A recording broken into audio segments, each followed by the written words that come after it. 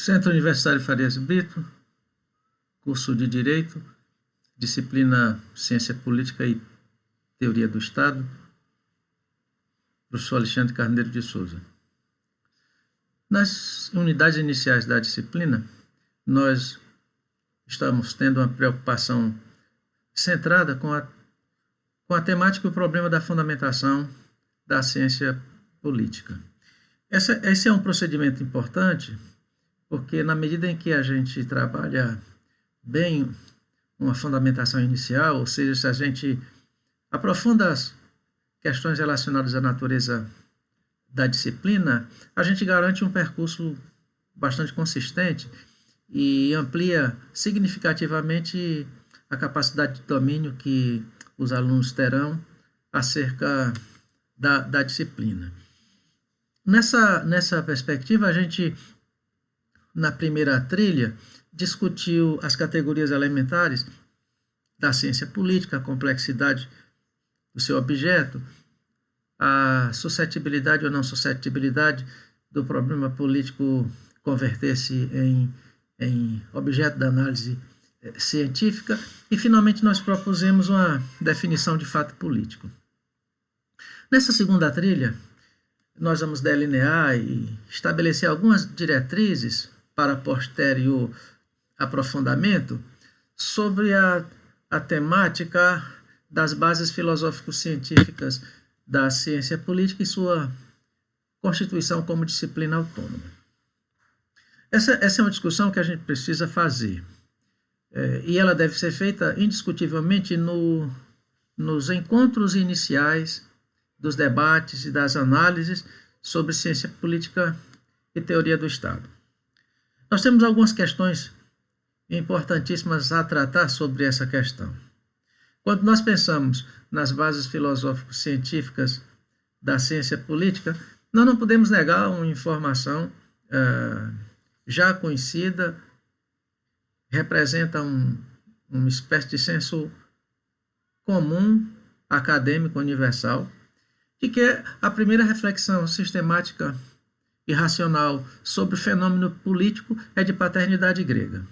É até possível que outros povos e, ao longo da história, comunidades tenham antecedido a reflexão grega. No entanto, essas informações não nos foram dadas e não existem históricos acerca disso. Possivelmente, a gente não pode negar a existência de uma sociedade humana avançada que tenha desaparecido e, juntamente com o seu desaparecimento, toda a sua evolução na área do domínio do conhecimento. De tal modo que os registros que nós possuímos e a comprovação históricas afirmam preponderantemente que a primeira reflexão sistemática sobre o fenômeno político acontece na Grécia. Os gregos tinham uma teoria sobre o desenvolvimento da sociedade humana, que, a despeito de linear e progressiva, portanto, com características bastante positivas do desenvolvimento da história social, mas trata-se de uma percepção um tanto quanto interessante, porque a visão que a inteligência, que o conhecimento grego tinha acerca do desenvolvimento da sociedade humana, compreendia que até chegar ao seu estatuto de politicidade, as organizações humanas passariam por dois estágios anteriores até chegar ao terceiro estágio. Então, quais três estágios seriam esses? O estado caótico, o estado pré-político e o estado político. Portanto, o ponto de partida da história humana é o caos, na perspectiva grega. O nosso início é o caos. Isso me parece extremamente consistente. A organização é um fenômeno a priori ao nosso aparecimento. O nosso aparecimento, a nossa presença no planeta, o nosso início no planeta é, paralelamente, caos. Portanto, os gregos percebem isso, que o ponto de partida da sociedade humana é o caos. Ora, o caos é representado por um projeto de vida em que se encontra ausente a lei, as instituições, a filosofia, o domínio da ciência, a presença da autoridade. Portanto, você tem um estado original da convivência humana pautada pela inexistência de processos avançados de cultura e, portanto, a própria cultura encontra-se num estágio bastante incipiente.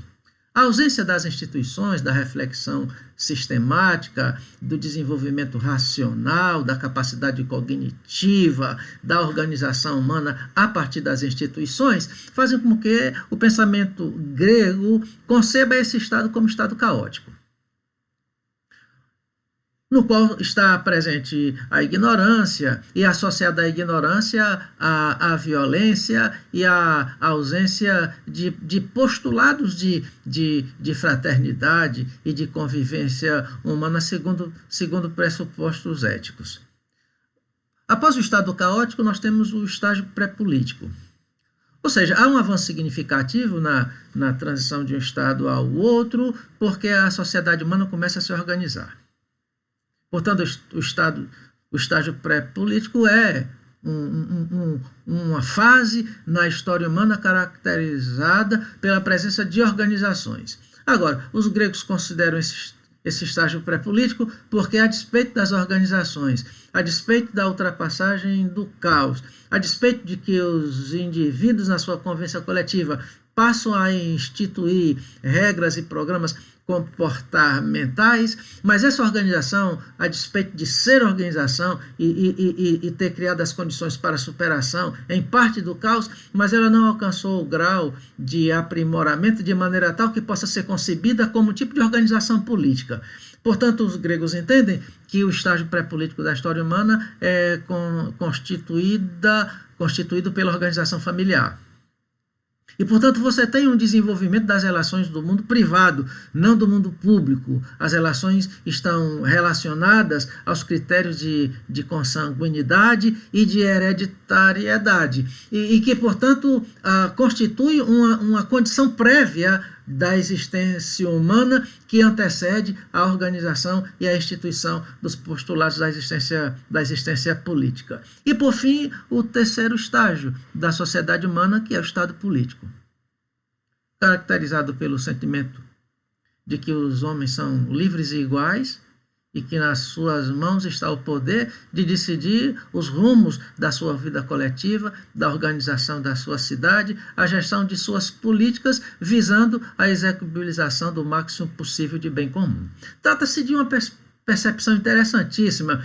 Como eu já disse, a despeito da linearidade progressiva, a despeito de uma certa presença de concepção de destino, mas de fato, considerando algumas exceções, mas você tem de fato aí um programa que tem sido seguido pela história das sociedades que, de maneira geral, nós conhecemos. Portanto, o desenvolvimento da sociedade humana se daria em três estágios, em três momentos: o estágio caótico, o estágio pré-político e o estágio político.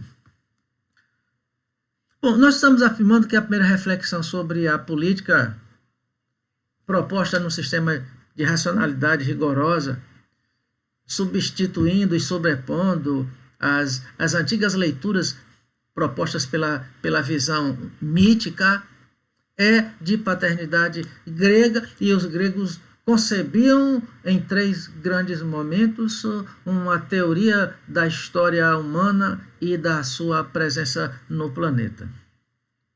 Muito bem, nos interessa, portanto, a partir daí, pensarmos as bases filosóficas e científicas da ciência política. É claro que nesse início de discussão, nesse processo de delineamento, de aprofundamento de temas, nós não vamos dar conta, e isso não seria possível sequer pensarmos no conjunto de atores que na área da filosofia e da ciência contribuíram para a consolidação dessa disciplina até o momento da instituição formal de sua autonomia como disciplina científica. Mas é importante que nós trabalhemos pelo menos 4 lugares. Me parecem importantíssimos e centrais E a omissão desses lugares afetaria em grande medida a fundamentação histórico-filosófica e científica da disciplina. Portanto, eu diria que quando nós pensamos nas bases filosófico-científicas da ciência política, nós precisaríamos mencionar pelo menos 4 nomes. Nós precisaríamos mencionar o nome de Platão, de Aristóteles, de Maquiavel e de Jean Bodin. Esses autores, eles representam bem, eles traduzem bem, eles expressam bem, eles representam todo o esforço acadêmico, filosófico, científico produzido ao longo de uma extensa história em que o problema político se constituiu objeto da análise filosófica e científica. Platão concebe a política da razão. Grego, de 428 a 348 a.C., de família nobre.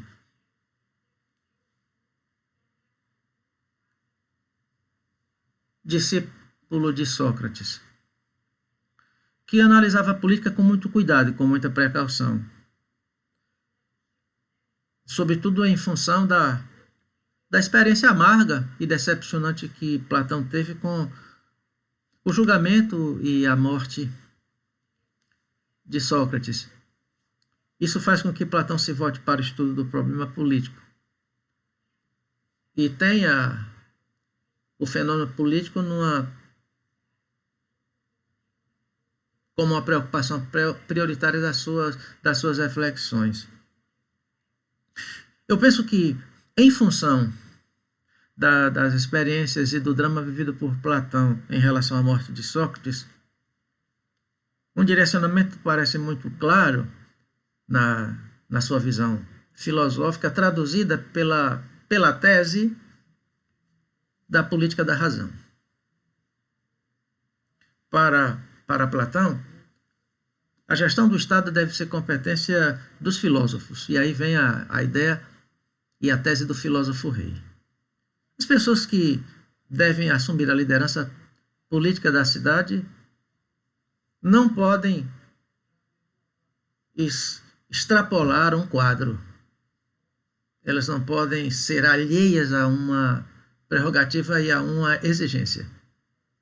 Para fazer a gestão política da cidade, é necessário que assumam esse papel homens que sejam conhecedores e praticantes do bem,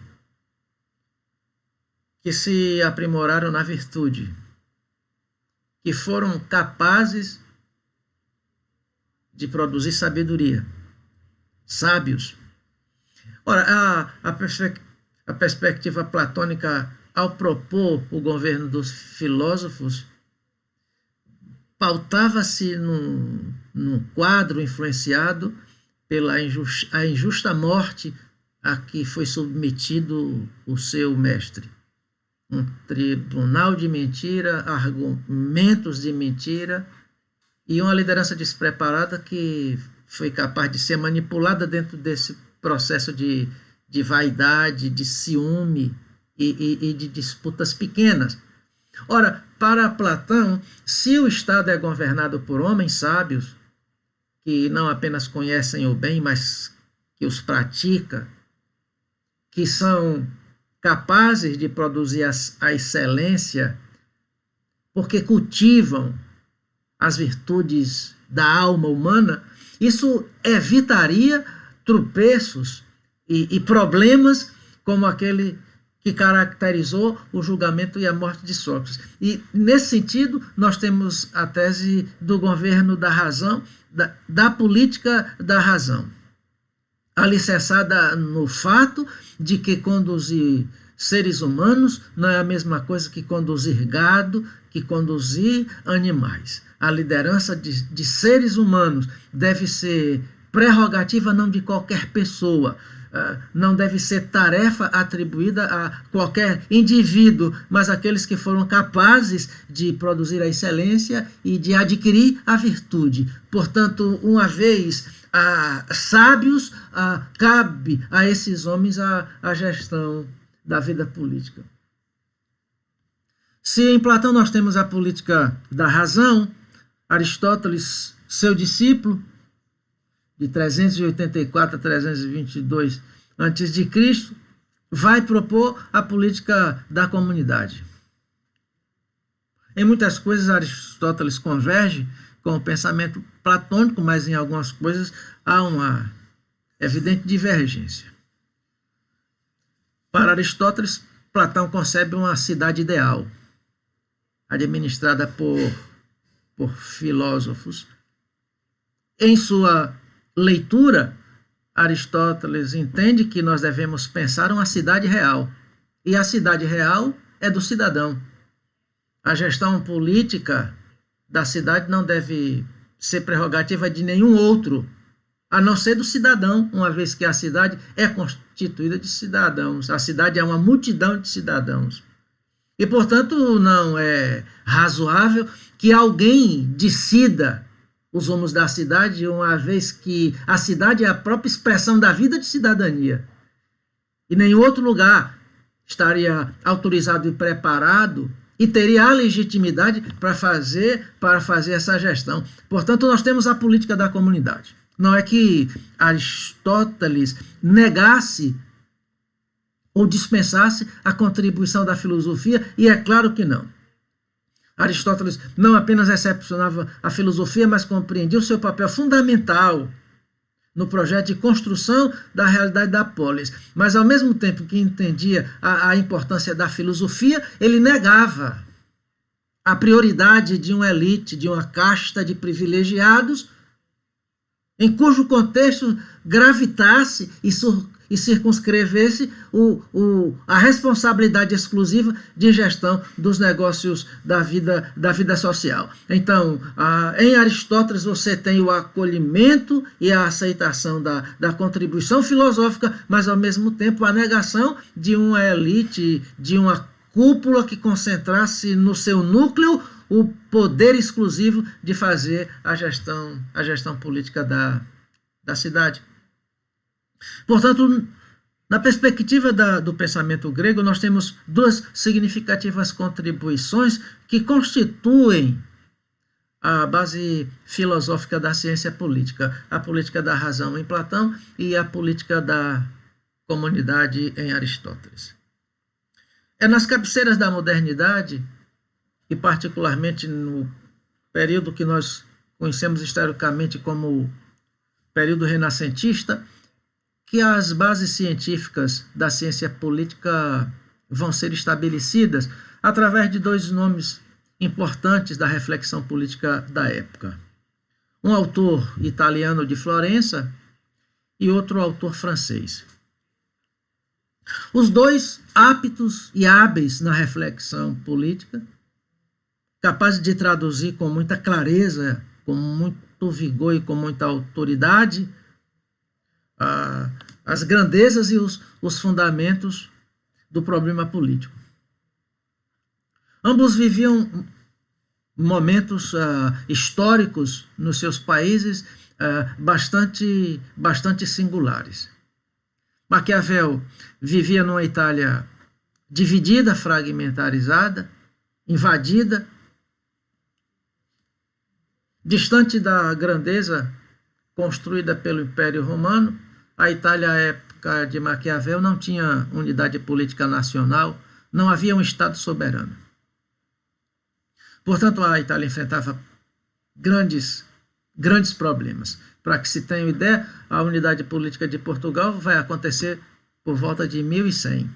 Maquiavel é de 1469. E à época dele, a Itália não houvera conquistado a sua unidade política e, portanto, se tratava de um grupo extremamente fragmentado e, por conta dessa fragmentação, estava suscetível às interferências externas, às invasões e às ações dos interesses alheios ao próprio interesse italiano.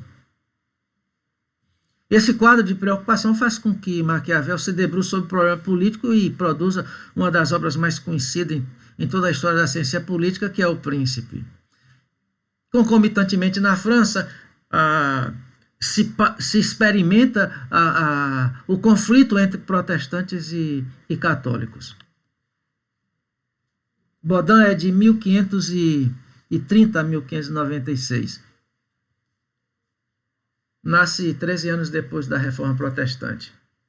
E na sua época ele testemunha os encontros de conflito, as guerras travadas entre duas ordens religiosas que disputavam o poder de decidir os rumos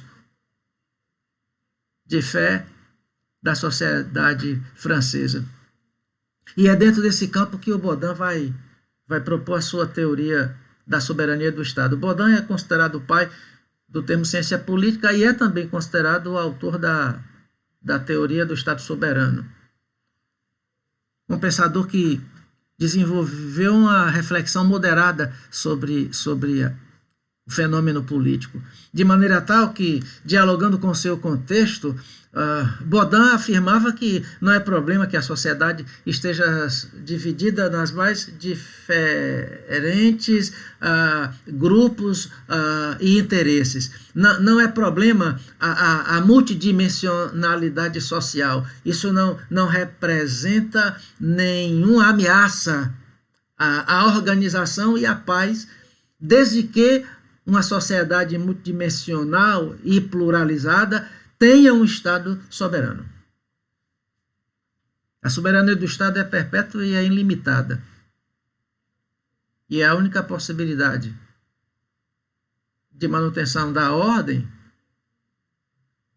e do estabelecimento das condições necessárias ao desenvolvimento social dos indivíduos. O pensamento do Baudin é um pensamento estritamente fundamental e a sua teoria está traduzida nas 6 obras da República, amplamente conhecidas e lidas mundialmente, mas sobretudo na área da ciência política. Portanto, se nós estamos interessados nas bases filosóficas e científicas da ciência política, nós não podemos ignorar a política da razão em Platão, a política da comunidade em Aristóteles, o conceito de primazia do Estado em Maquiavel e a concepção do Estado como soberania em Jean Baudin. Até o século XIX, a ciência política não era uma disciplina autônoma. Ela compunha os programas de outras disciplinas. A formalização da ciência política como disciplina autônoma acontecerá na primeira metade do século XX. E nesse aspecto, nós não podemos negar que a Primeira e a Segunda Grandes Guerras Mundiais tiveram papel significativo na instauração de uma ciência voltada exclusivamente para o estudo do fenômeno político, uma disciplina autônoma cuja discussão não dependesse do programa de outras disciplinas, mas de um programa próprio.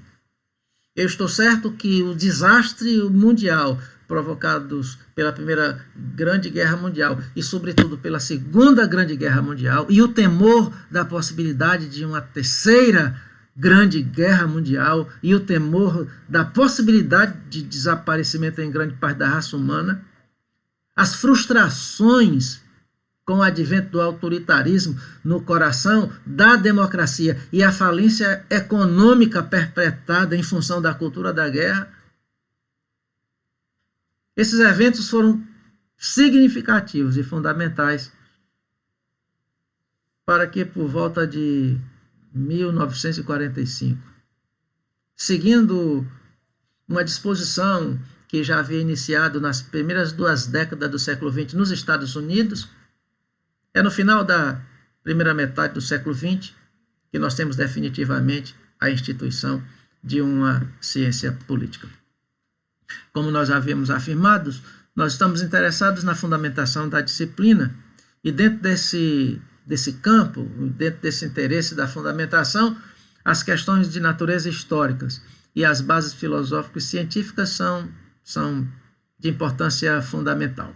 Nós estamos estabelecendo aqui algumas diretrizes necessárias para um aprofundamento que nós teremos e faremos, com certeza, no percurso dos nossos encontros, com maior tempo, com maior espaço para discussões e as interações que advirão das discussões e das exposições que nós faremos acerca desses assuntos nos nossos encontros normais de aula.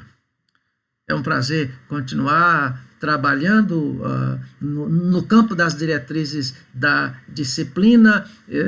Desejo sucesso a todos em seus estudos e, por favor, nos aguardem na nossa terceira trilha.